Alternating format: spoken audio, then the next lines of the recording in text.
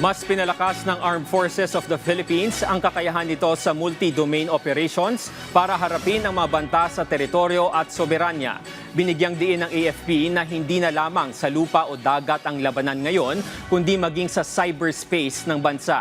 Kabilang sa mga pagbabago ang pagbabantay sa cyber intrusions at ang paggamit ng mga modernong drone para sa asymmetric advantage. Ayon sa AFP, walang saysay ang mga mamahaling kagamitan kung walang kakayahan ang bansa na panatilihin at tustusan ang mga ito sa pangmatagalang panahon.